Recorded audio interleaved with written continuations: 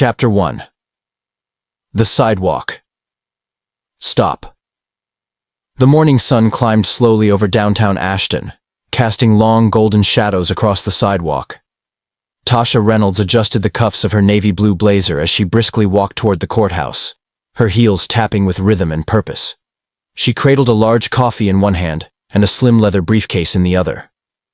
To an onlooker, she was every bit the image of urban elegance, confident, composed, and sharply focused. But under the surface, her mind was racing. She was due to preside over a high-profile juvenile sentencing review in 20 minutes and still needed to make 2 quick calls. She didn't notice the cruiser until it slowed beside her. 2 white officers, one bald and stocky, the other thin with aviator shades, exchanged a glance before the passenger rolled down his window. "You there!" the bald one barked, making her halt mid-step. "Where are you heading?" Tasha blinked. "I'm on my way to work." "What's in the briefcase?" asked the second officer. His voice was cooler, but his eyes held the same suspicion. She frowned. "Work documents, legal papers. Is there a problem?" "Ma'am," the bald officer said, stepping out of the car. "We've had a report of a robbery in the area. You match the description." Tasha's stomach turned. She kept her voice even. "I highly doubt that. I'm wearing a tailored suit and walking with coffee, not running. I haven't seen or heard anything suspicious." "That's not for you to decide," the man snapped. "What's your name?" She raised an eyebrow. "Tasha Reynolds, and if you give me a moment, I'll retrieve my ID from my briefcase." The officer moved quickly, suddenly, grabbing her wrist as she reached into the briefcase. "Don't move." Startled, she instinctively pulled back. Her coffee dropped and splashed over the concrete. "Stop resisting," the officer shouted, already twisting her arm behind her back. "Are you serious right now?" Tasha asked, incredulous. "I told you my name. I said I'm getting my ID." "Stop resisting," he repeated, louder now, attracting attention from passers-by. The second officer had exited the car as well. "We need to take her in for questioning. She's being uncooperative." "I'm not resisting." She tried again, but her voice was drowned by the sudden rush of adrenaline and humiliation. The handcuffs clamped down hard, cold and tight. "Don't worry," the bald one sneered. "You'll get your chance to explain this downtown." A young woman nearby had started filming. "She didn't do anything," the bystander called out. "She was just walking."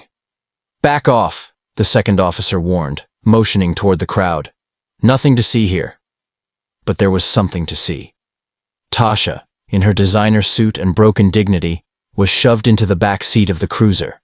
Her briefcase was tossed roughly into the trunk. Inside the patrol car, the heat was stifling. Her heart pounded in her chest, not from fear, but from fury. She kept her mouth shut now, choosing silence over escalation. This wasn't the first time something like this had happened to someone like her, but it was the first time it had happened to her. Officer Mark Riley, the one with the shades, looked at her through the rearview mirror. "You speak real nice for a suspect." She didn't answer. "You got a job?" he continued. Still silence. Brandon Kelton, the bald one, turned from the passenger seat. "Where were you headed?" "You'll find out soon enough," she said softly, coldly. Riley chuckled. "You gonna try to sue us now? Is that it?" Still no answer. Her expression remained unreadable, her gaze locked out the window, watching the city roll by as her dignity rattled in chains. At the precinct, she was fingerprinted and photographed. When asked again for her name, she gave it, Judge Tasha Reynolds, but it earned only a scoff from the desk sergeant. "Yeah, and I'm the Queen of England." They locked her in a holding cell. By nightfall, she had been processed under charges of obstructing an investigation and resisting arrest. No one had called her lawyer. No one had verified her ID. Her phone had been taken and stored with her belongings, rendering her unable to call her assistant or clerk. The hours passed in a haze of fluorescent light and grinding injustice. A young black officer named Malik Hayes walked by her cell around midnight, a file in his hand. He stopped, eyes widening. "Judge Reynolds?" he whispered. She nodded once, slow and exhausted. "Dear God." He checked the clipboard again. "They didn't even check your identity?" She didn't answer. She was beyond anger now. She was calculating, observing. I'll let the chief know right away, he said, nearly stumbling over himself. The next morning, Chief Douglas Vaughn, red-faced and frantic, stood outside her holding cell with the key in hand. Judge Reynolds, I'm so sorry. This was a miscommunication, I assure you. You're free to go. She stepped out slowly, her movements stiff from the cold and humiliation. Vaughn stammered, We'll handle this internally, I promise. These officers. Save it, she cut him off. A junior officer tried to hand her belongings back, muttering an apology. She took her briefcase and phone silently without breaking eye contact. She walked out of the precinct without another word. Outside, the city felt changed. The air was thicker. Every step she took carried weight. She could already feel the injustice bubbling beneath the surface, not just for her, but for countless others whose names wouldn't make a headline, who wouldn't be recognized in time. Her brother Marcus was waiting in his car nearby, jaw clenched, fury written across his face. You want to go nuclear? I'll call press, file suit, light this city up. But Tasha stared straight ahead at the rising sun on the horizon. No, she said slowly. Let's see what happens when they meet me in court. Marcus frowned. What do you mean? She opened her briefcase and pulled out a sealed rotation letter from the Judiciary Board she'd received just last week. It was her new docket assignment. The same officers who arrested her would soon be standing trial. In her courtroom. She handed him the letter. I'll show them what real justice looks like. Chapter 2. The Release. Tasha's heels struck the marble steps of the courthouse like a judge's gavel, each footfall echoing with a quiet rage held behind her eyes. Her silk blouse was wrinkled, her curls slightly undone, and her soul bruised, but her stride had never been firmer. It was 8:42 a.m., exactly 27 minutes since she'd walked out of the precinct, where she'd been wrongfully held overnight. Exactly 18 minutes before she would step into courtroom 3B, where, by judicial rotation, she was newly assigned. And exactly 1 minute since she'd promised herself, this city will learn the shape of real justice. Earlier that morning, Officer Malik Hayes had personally driven her home after her release, deeply apologetic. They should have known who you were, he murmured again and again. They didn't even check the system. I looked it up myself. You've got federal clearance. Tasha sat silent beside him in the cruiser, her expression unreadable. She wasn't looking for apologies. She wasn't even looking for sympathy. She was planning. When she arrived home, her brother Marcus was already waiting on the front steps with a duffel bag of fresh clothes and her court documents. You sure you want to go in today? He asked. We can make a media statement instead. Push hard. Civil suit. We can turn this whole system upside down. Tasha opened her door, calm as stone. Marcus, you know me. I don't flip the system from outside. I tear it apart from the bench. He sighed, knowing she meant it. By 8:55 a.m. she was in her chambers. Her judicial robe hung on the wall beside a framed quote from Justice Thurgood Marshall. Where you see wrong or inequality or injustice, speak out, because this is your country. This is your democracy. She smoothed the front of her robe with meticulous care, like a warrior preparing armor, then stepped out into the hallway just as her clerk, Aisha, rushed up. Judge Reynolds, thank God. Are you okay? Aisha whispered. Her eyes scanned Tasha for bruises. I'm fine, Tasha said softly. What's the docket this morning? Aisha swallowed. You've got the preliminary hearings on the Community Police Conduct Review. Case file 2022-4917. Tasha already knew the number. And the officers involved? Aisha hesitated. Kelton and Riley, she finally said. From West Precinct. Tasha nodded once, slowly. Proceed as scheduled. Aisha's eyebrows lifted slightly, searching Tasha's face. Are you sure? Tasha looked her directly in the eyes. I'm not going to recuse myself. Not now. Not when everyone's watching. And everyone was watching. Word had spread overnight, quietly, but fiercely. By the time Tasha entered the courtroom at 9 a.m. sharp, every seat in the gallery was filled.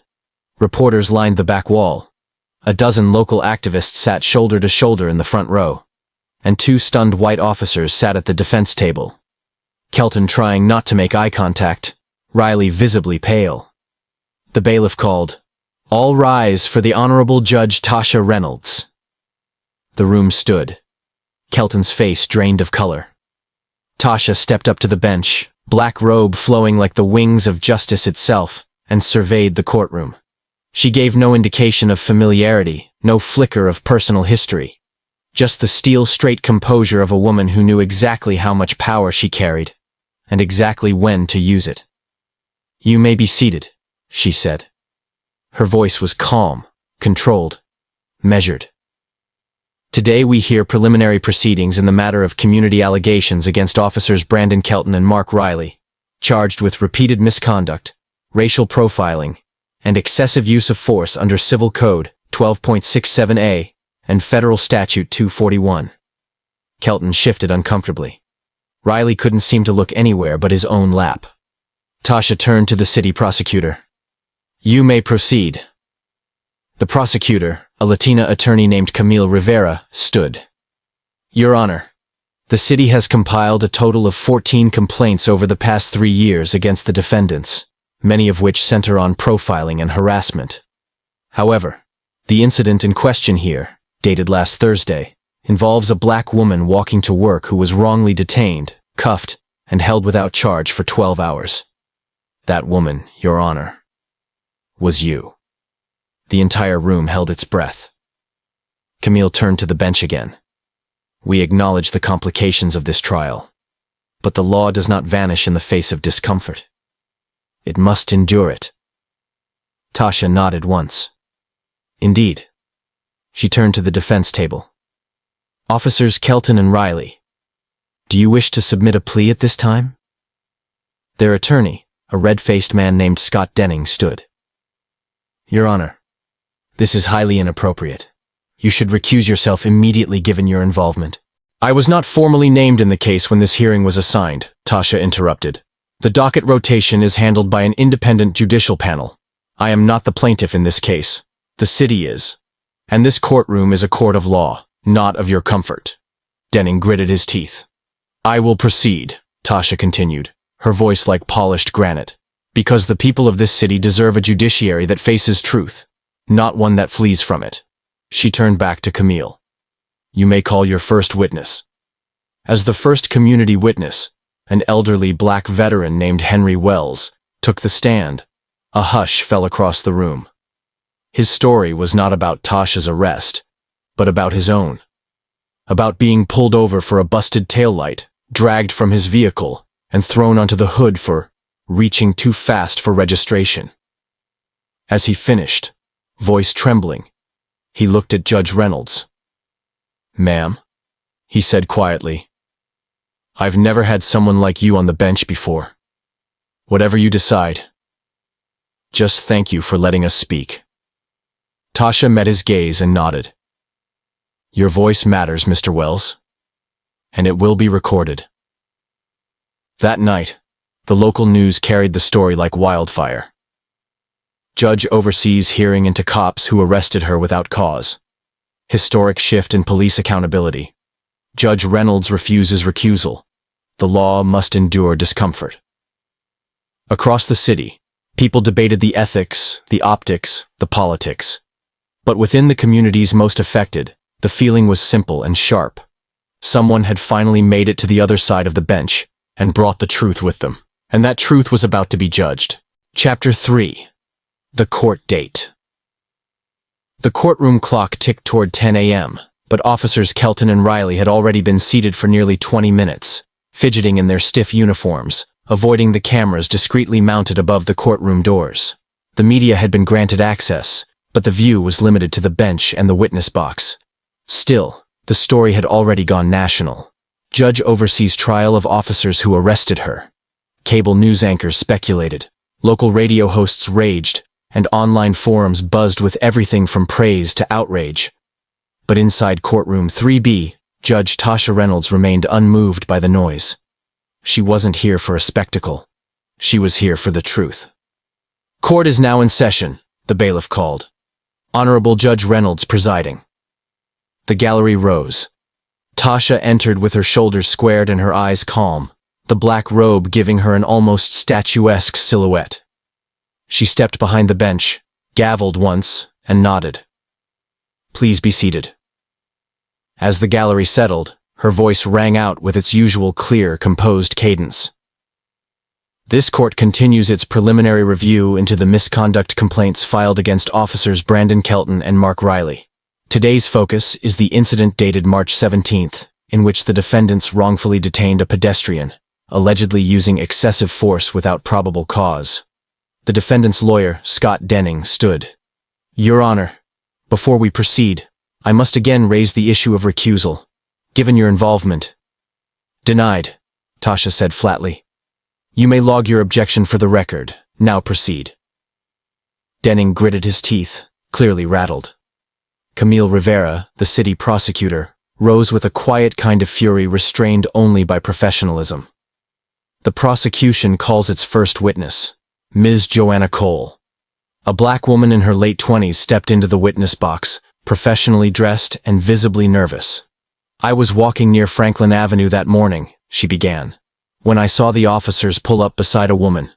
I didn't hear what was said at first, but it seemed aggressive from the start. The woman was calm, but they grabbed her. It was like they'd already decided she was guilty of something. Camille nodded. Did you film the incident? Yes, it's on my phone. I sent it to the review board. The bailiff played the footage on the screen beside the bench. The courtroom watched the moment of arrest.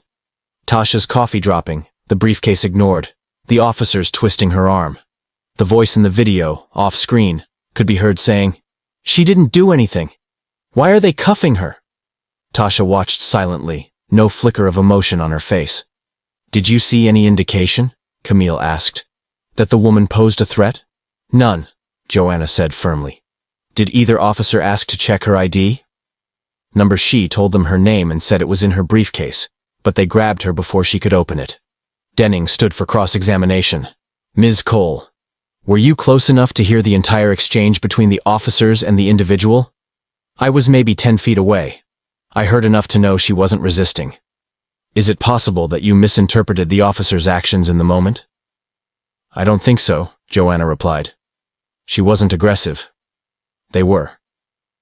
Camille called her second witness, Officer Malik Hayes. The room tensed. Malik stepped into the witness box, adjusting his badge and speaking into the microphone with care. I saw Judge Reynolds on the intake list that morning. I thought it was a mistake. But when I checked the video and pulled her case record, I realized she'd been held without anyone verifying her identity.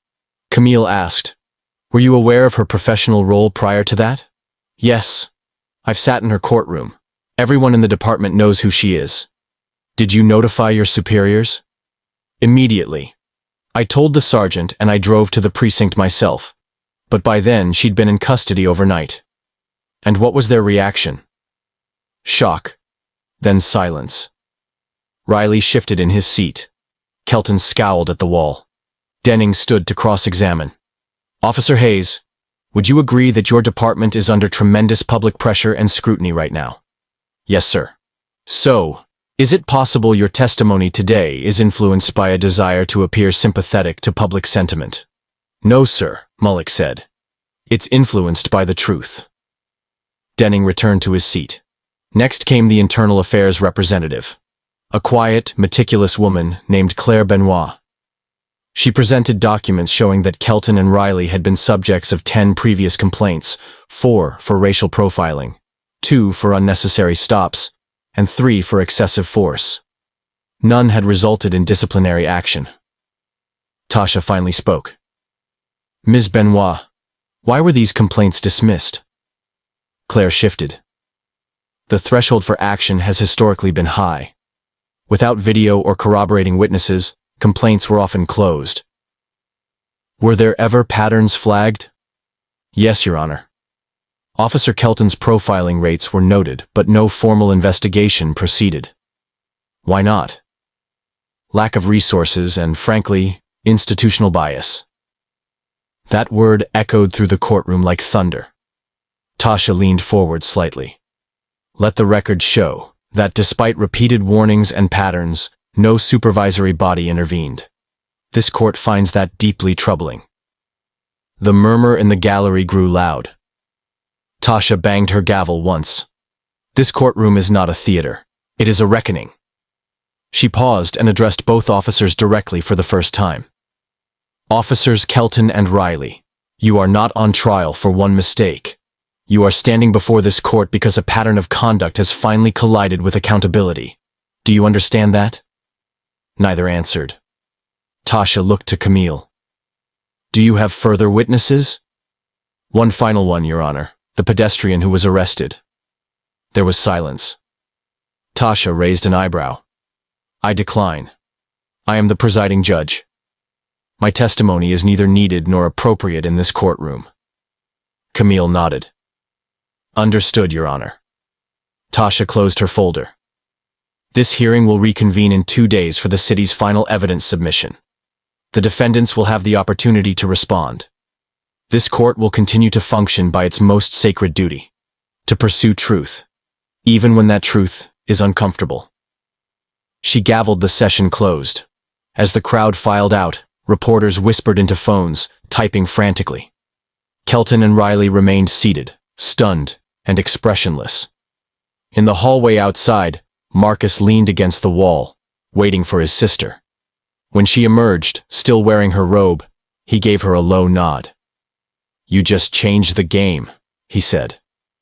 Tasha didn't answer, but in her eyes the fire had only grown brighter. Unmasking the pattern. The courthouse was unusually quiet the next morning, but that silence was deceptive. Outside, 3 local news vans idled near the marble steps. Protesters gathered at the corner, holding hand-painted signs that read, "Profiling is not policing," and "We are watching." Inside, a storm of accountability brewed beneath the polished wood and fluorescent lighting of Courtroom 3B.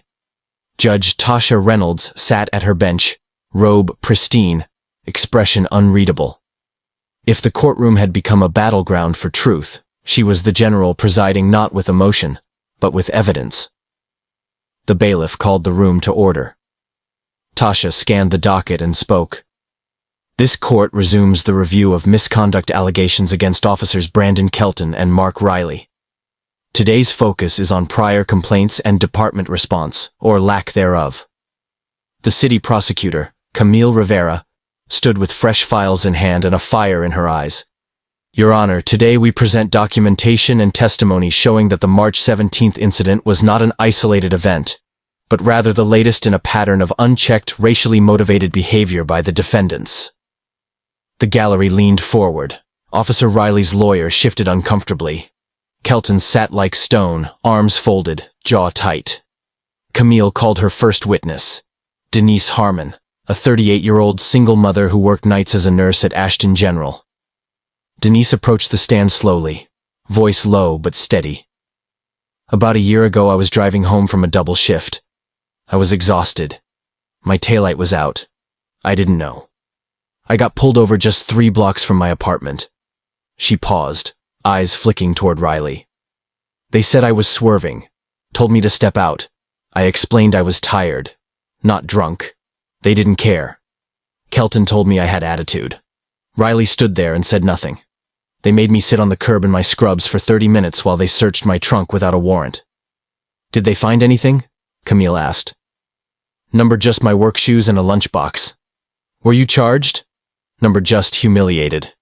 Denning, the defense attorney, objected. Relevance, Your Honor. Overruled, Tasha said. The court recognizes this as a matter of pattern and practice. Camille handed over a printed timeline. Your Honor, this document lists 12 similar complaints against Kelton and Riley from the past 36 months, ranging from unlawful searches to excessive use of force. 8 involved Black or Latino civilians. None led to suspension. Not one. Tasha accepted the document and flipped through the pages slowly.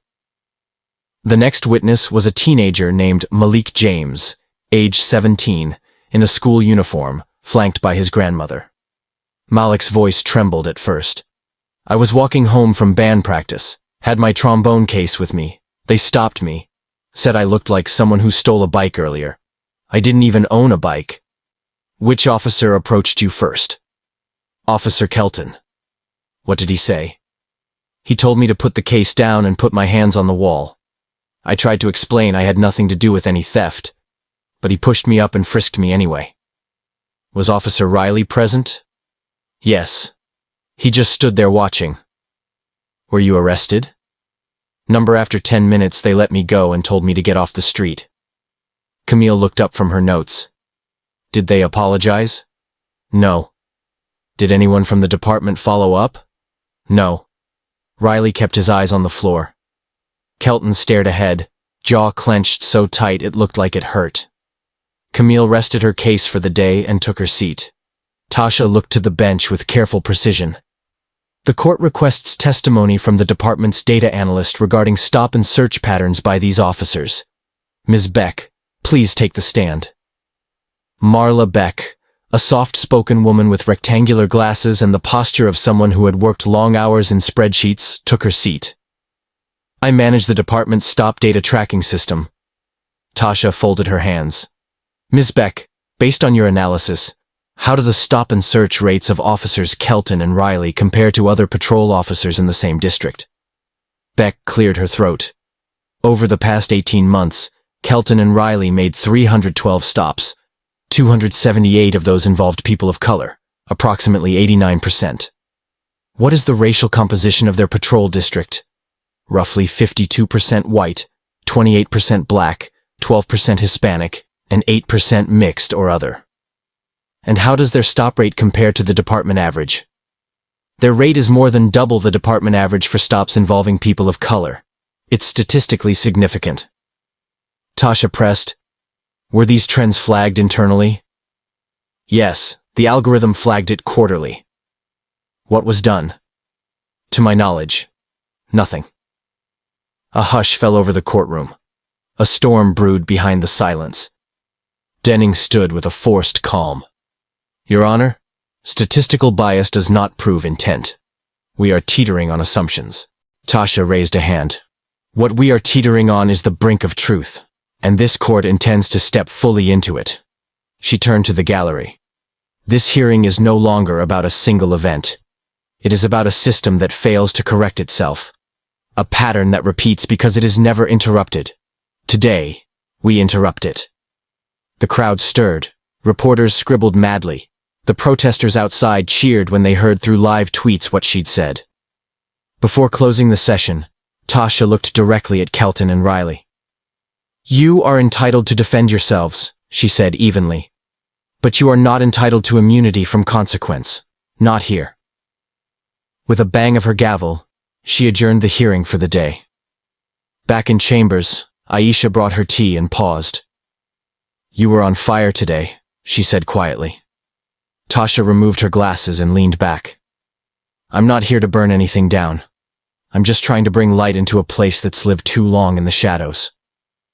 Outside the courthouse, a crowd waited, silently watching the doors. When she stepped out, someone began to clap, then another, then more. Not loud, not rowdy, just steady. And in that moment, Tasha knew. This was no longer just her trial. It was the city's. The crackdown. The city was no longer simmering. It was at a slow boil. News crews had set up semi-permanent tents outside the courthouse, live streaming every arrival and departure like it was the Oscars. Protesters took shifts. City Hall had held 2 emergency meetings behind closed doors. Even the mayor had gone suspiciously silent, his Twitter account suddenly inactive after years of daily updates. Inside the walls of Ashton's police headquarters, fear and fury coiled like a snake. Chief Douglas Vaughn stared at a grainy still from the live stream. Judge Tasha Reynolds, mid-sentence, declaring, "This court intends to step fully into the truth." He tossed the printed screenshot onto the table. "This is getting out of control," he growled. Around the conference table sat a mix of legal advisors, public affairs officers, and department brass. The room reeked of panic and cologne. "We've got over 20 complaints reopened because of this hearing," said Captain Morales. "Officers are worried they're going to be next." Vaughn leaned forward. "They should be worried. But right now, We need damage control. Should we push the judge to recuse again? One aide asked. Vaughn shook his head. Already tried. Got slapped down on procedural grounds. She's solid, smart, and public support's behind her. We'll look worse if we push now. Then what do we do? Vaughn took a long breath. We start from the inside. Get statements from Kelton and Riley. See if one of them cracks. Offer a plea deal if we have to. I want at least one of them to fall on the sword. Meanwhile, across town, in her quiet office, Judge Reynolds was meeting with her brother Marcus. You need to know they're planning something, he said, placing a manila folder on her desk. I have contacts in the press. The department's running internal strategies. They want to discredit you, or bait Riley into flipping. Tasha opened the folder. Inside were anonymous notes, leaked texts, even a draft op-ed from an unnamed former officer trying to call her biased. She tapped the paper lightly. They're desperate. Desperate is dangerous, Marcus warned. You need security, real security. I've already requested an extra marshal, she said, but I'm not hiding. He leaned back in his chair. You do realize they're not just afraid of losing this case. They're afraid of losing the old system. This is bigger than you. She nodded. I know. That's why I have to keep showing up. 2 days later, Riley arrived at the courthouse alone, ahead of Kelton. He didn't sit with his lawyer.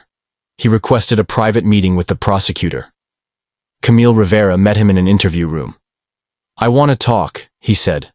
Off the record. Camille folded her arms. That depends. Talk about what? Riley ran a hand through his thinning hair. His eyes looked tired, haunted. Brandon made the arrest. I just followed protocol. But this thing, it's not new. He's always pushed things too far. We had a system. We knew who to stop. He called it the radar. Said he could sense trouble.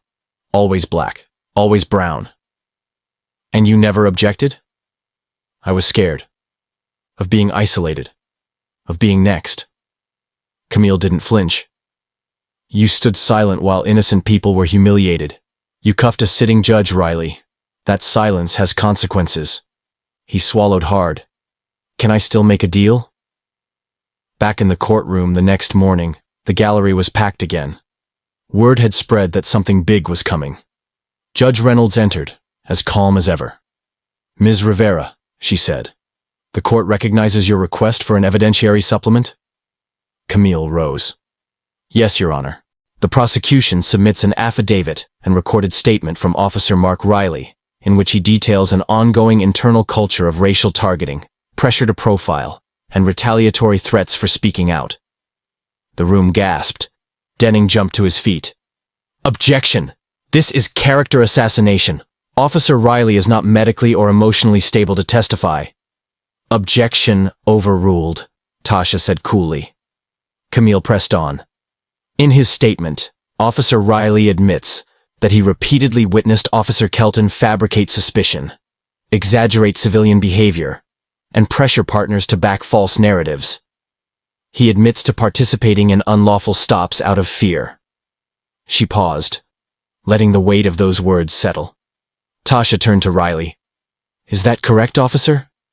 Riley nodded, visibly trembling. Yes, Your Honor. Do you understand the gravity of what you're admitting? I do. I'm not proud, but I can't keep lying. Tasha nodded once. Then the court will include your statement in the formal record. Kelton stood suddenly, face red, voice raised. He's a coward. He's lying to save himself. This is a setup. The bailiff moved toward him. Officer Kelton, Tasha said, calm but firm. You will not speak unless addressed. This is a courtroom, not a locker room. The gavel came down once. Order. When calm returned, she spoke again, this time to the room. Let the record reflect. The silence of bystanders enables injustice, but so does the rage of those caught in truth's light. Kelton glared at her. You were never neutral. You're one of them. Tasha looked him in the eye. No, officer.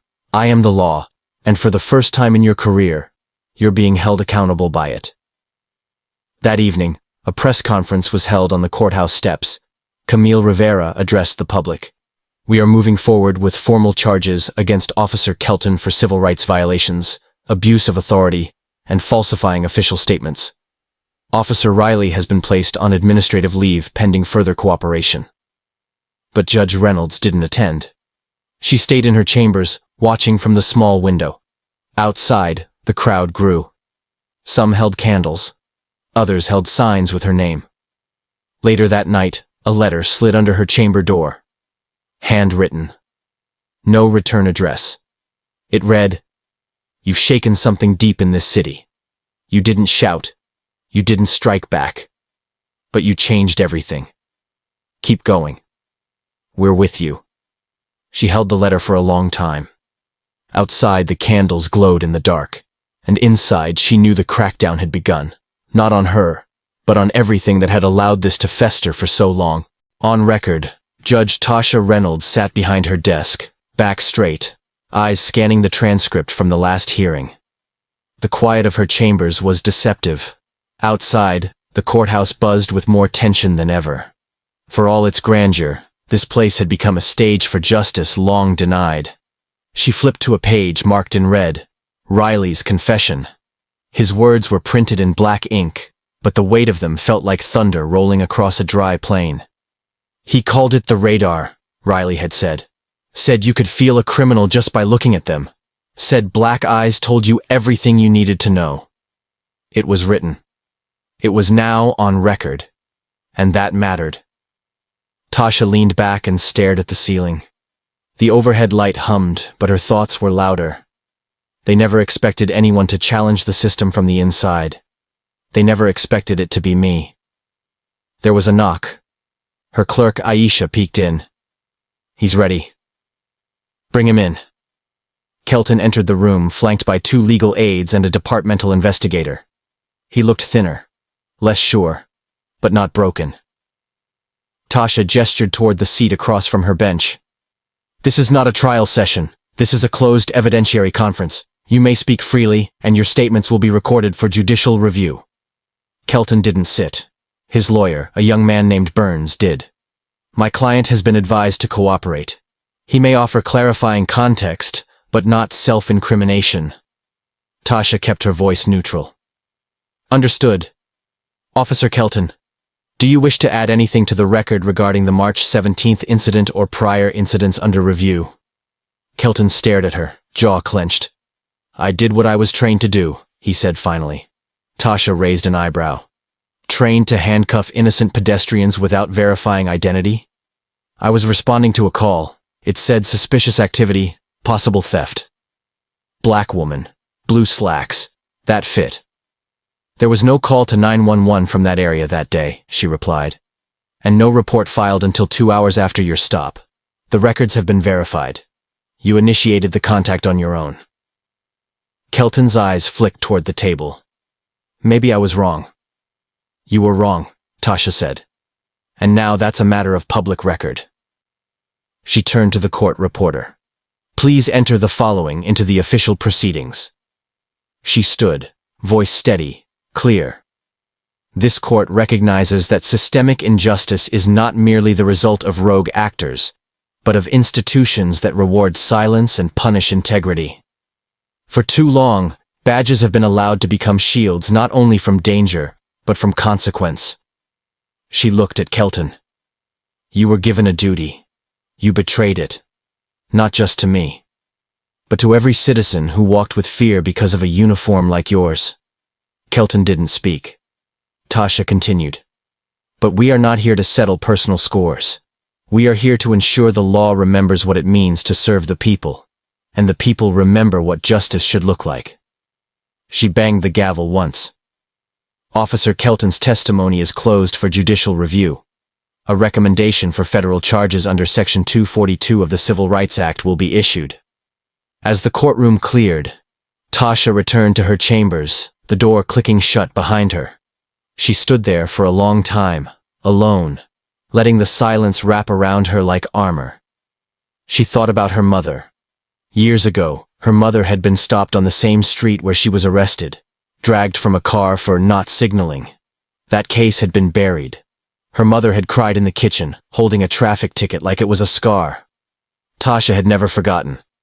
Now she was rewriting what had once gone unwritten. That afternoon, she held a public address in the courthouse rotunda. Not a ruling, just a message. The crowd gathered, packed shoulder to shoulder. Journalists, activists, citizens, students. I did not ask for this case, she began. But I also will not turn away from it. She paused, letting the quiet settle. This is not vengeance. This is not spectacle. This is accountability. And it is long overdue. The cameras flashed. The microphones hissed. But the people listened. No community thrives when it fears the very force meant to protect it. We are not anti-police. We are anti-injustice. There is a difference. A reporter raised a hand. Judge Reynolds, do you believe the department is capable of reform? She looked directly into the lens. Yes, she said. But not without remembering. That's what records are for. They remind us of who we were. And who we must never become again. Later that night, she received a letter from the Civilian Review Board.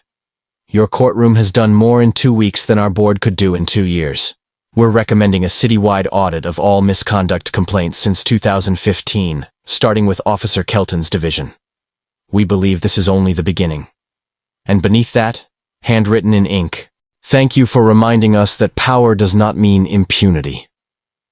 Back at police headquarters, Chief Vaughn was pacing. His hands trembled slightly as he read the news alert. Judge Reynolds refers Officer Kelton for federal prosecution. Another text came through from City Hall. Mayor requests urgent briefing. He exhaled slowly. The system was shifting. The foundation was cracking. And he knew. The old way wouldn't survive much longer. At home, Tasha sat alone at her kitchen table. Her tea had gone cold. Her phone buzzed again. Text messages from strangers, messages of support, stories from other cities, other lives. But she didn't answer. Instead, she opened her journal and wrote 5 words. Put it on the record. Because memory fades, but the record doesn't lie. Verdicts and voices. The courtroom was packed, press row full, gallery standing room only, and a line wrapped around the building just for a glimpse of what many were calling the most important ruling in Ashton's judicial history. Judge Tasha Reynolds sat behind the bench, robe ironed to perfection, hair drawn into a tight, composed bun. The only thing louder than the crowd outside was the silence within. Everyone was waiting for her voice. This court, she began, has heard testimony from citizens, reviewed departmental data, examined past complaints, and received direct statements from the officers involved. What we are about to deliver is not just a verdict, it is a message. The bailiff nodded slightly to confirm the recording had begun. Camille Rivera, the city prosecutor, sat beside her lead investigator. Officer Riley, shoulders hunched, sat apart from his attorney. And Brandon Kelton, clad in a wrinkled dress shirt, sat straight as a nail, but looked like he was aging by the minute. Tasha continued, her voice clear and unwavering. This court finds Officer Brandon Kelton responsible for multiple civil rights violations, abuse of authority, and gross misconduct in office. It is the court's recommendation that he be stripped of his badge and referred to the U.S. Attorney's Office for criminal prosecution under 18 U.S. Code Section 242. Kelton didn't flinch, not a blink. But the gallery erupted into quiet gasps. Some clapped softly. Others pressed hands to their hearts. She turned toward Officer Riley. While Officer Riley's complicity is evident, his cooperation with the investigation and voluntary statement have been taken into account. The court recommends disciplinary action through administrative suspension, mandated retraining, and reassignment pending community review. The decision regarding further prosecution will be left to the discretion of the city's Civil Oversight Board. Riley looked like he'd both lost and regained something in the same moment. His eyes welled, but he held his composure. Let me be clear, Tasha said. Neither of these recommendations erase the pain caused. Neither absolve this institution. But they mark a beginning, of truth, of record, and of change. Camille stood. The city will comply with the court's recommendations and begin the process of federal referral within 24 hours. Tasha nodded, but she wasn't done. I'm invoking judicial privilege to issue a final statement, not as a legal conclusion, but as a moral one. She leaned forward slightly. For too long, power has lived in silence, in whispered stories, in closed doors. But justice, she said, is loud. Justice wears no disguise, and justice, when it finally speaks, does not whisper back. She paused. You tried to bury me, she said, now addressing Kelton directly. But you didn't know I was the soil, and now, something stronger grows. The gavel fell. Court is adjourned. The room stayed silent for a beat longer than usual, as if unsure if it was truly allowed to breathe. Then applause broke, and tears, and chants from outside filtered in through the old glass windows. Tasha stood, nodded once to the crowd, and turned toward her chambers. Inside, she removed her robe slowly, not like shedding weight, but like laying down a sword. Aisha entered moments later. The mayor's office just called. They want to meet. Community leaders too. Tasha sighed, wiping the corner of her eye with a tissue. One step at a time. That night, the city felt different. Church bells rang near Central Square where citizens gathered not in protest, but in solidarity. A local jazz band played. Food trucks lined up offering free meals. Grandmothers held hands with teenagers. Veterans stood beside teachers. And in the center of it all, on a small wooden platform, stood Judge Reynolds. No robe, no bench, just a microphone. I wasn't meant to be here, she began. Not if the old ways had worked. Not if profiling hadn't become policy. Not if justice had been fair from the start.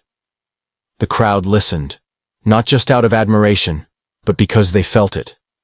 This was a moment history would not forget. But now that I am here, she said, I will stay. I will keep listening. I will keep ruling. I will keep watching. Not because I want revenge. She stopped, emotion catching briefly in her throat. But because I want no one else to go through what I did. A child in the front row held up a sign drawn in crayon. Judge Tasha equals justice for all. She smiled and motioned him forward. What's your name? She asked. Tyrell, he whispered, wide-eyed. You want to be a judge one day, Tyrell? He nodded fiercely. She bent down to his level. Then promise me something. Promise you'll never let anyone tell you what you can't be. Not by how you talk, or how you walk, or the color of your skin. I promise, he said. The crowd melted.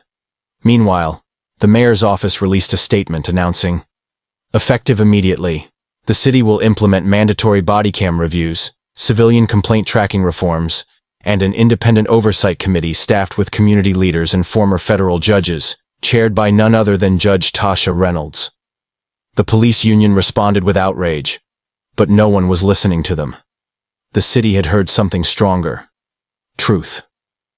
Back at her house, Tasha stood at her kitchen sink, finally alone.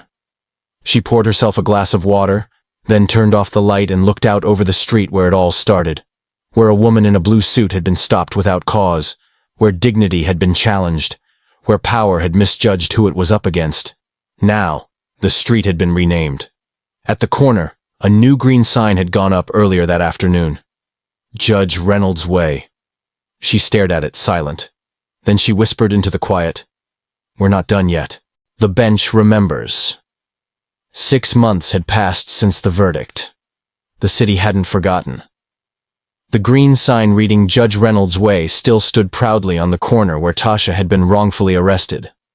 Fresh flowers were sometimes placed at its base, left by strangers, schoolchildren, elders.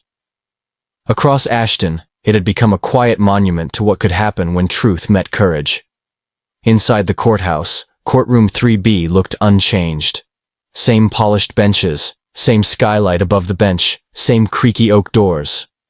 But something was undeniably different. The bench remembered. Judge Tasha Reynolds took her seat as she did every morning, but now, whenever she entered the courtroom, the gallery stood a little taller. People looked her in the eye. The silence was not just respectful, it was reverent. A new case sat before her today. An unlawful eviction dispute between a disabled veteran and a corporate landlord. Nothing sensational. No cameras. But that was fine by her. Justice didn't require a spotlight to shine. She listened carefully. Her notes were precise. Her questions clear. After she issued a ruling, finding in favor of the veteran and ordering damages, the man approached her with trembling hands. "I just wanted to shake yours," he said.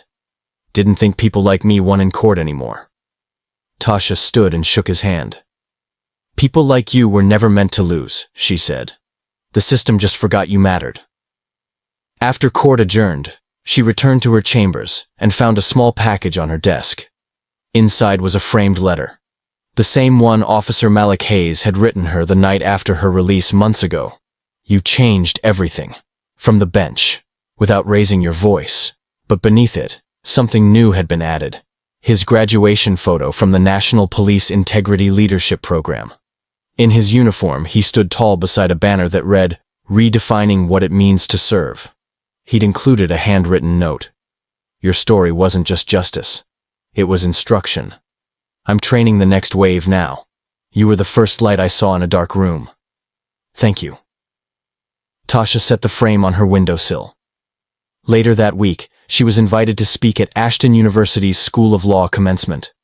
She wore her robe with pride as she stepped up to the podium, facing rows of young, eager faces, many of them women and men of color. She told them a story, not of law books or verdicts, but of that one day when she had been mistaken for less than she was. "How people treat you," she said, "will sometimes reflect their fears, not your worth. The world may try to handcuff your dignity, but you must remember, it's not their hands that define your power. It's your voice, it's your endurance, it's what you do when they underestimate you." She paused and smiled softly. "I don't stand here today because I was spared pain. I stand here because I survived it, and used it to build something stronger." The auditorium erupted in applause. One student, a young black woman with braids and glasses, raised her hand shyly as the clapping died down. "What do you do," she asked, "when the robe doesn't protect you?" Tasha walked slowly to the edge of the stage and looked directly at her. "Then you protect the robe. You become what the system forgot to be." The moment was captured in photos, printed in newspapers, posted online. The caption beneath it read, "Judge Reynolds, more than a verdict." But the media frenzy faded eventually. The city moved on. Time, as it always does, marched forward. Yet the bench remembered. Months later, Tasha presided over a disciplinary review for a young officer accused of intimidation during a traffic stop.